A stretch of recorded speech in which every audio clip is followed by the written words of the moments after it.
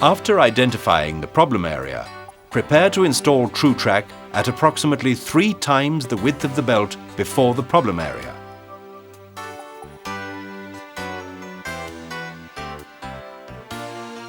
Use slings or chain blocks to lift the conveyor belt at the point of installation.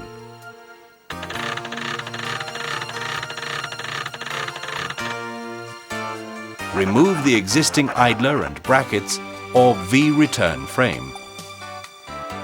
Bolt L-shaped bracket onto structure. Before tightening, make certain both brackets are knocked fully forwards or backwards to ensure the L-shaped brackets are perpendicular to the structure and lined up exactly opposite each other. Once completed, tighten all bolts. Slide the rectangular-shaped bracket onto either end of the shaft, with fixing bolts facing downwards.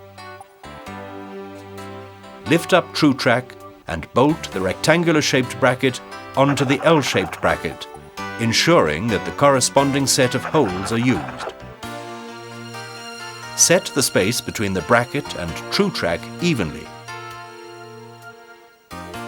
Distance A must be the same. Very important, ensure that the TrueTrack vertical axle, which is indicated by the shaft end flats, is positioned at 90 degrees, leaning in the direction of belt travel. With the slings or chain blocks, lower the belt onto the TrueTrack.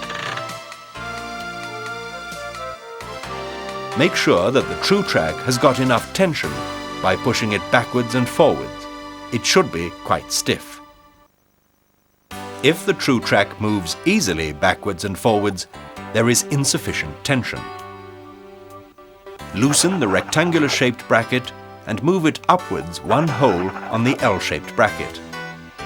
Recheck the tension. If it is still insufficient, move up another hole until you achieve sufficient tension. Recheck that the shaft end flats are set at 90 degrees or slightly forwards, in the direction of the belt travel. Finally, tighten and secure the fixing bolts on the rectangular-shaped bracket onto the shaft. Installation is now complete. Start the conveyor belt to test the TrueTrack flat return tracker.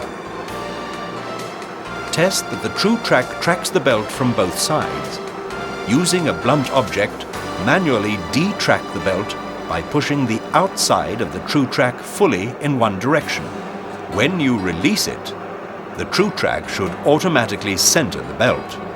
Repeat this test by pushing the outside of the TrueTrack fully in the opposite direction.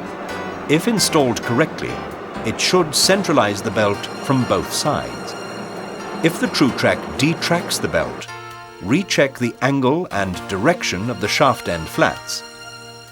If the TrueTrack remains kicked in on any one side, increase the amount of tension. If the problem persists, knock existing idler brackets or frames before and after the TrueTrack perpendicular and horizontally aligned to the conveyor structure. When you cannot achieve sufficient tension, you may find it necessary to install a tension idler prior to the TrueTrack.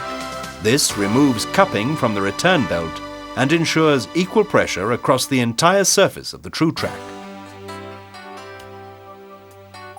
Remove any other tracking devices or inverters in front of or behind the TrueTrack before testing the conveyor system, as they will reduce or interfere with the performance of the TrueTrack.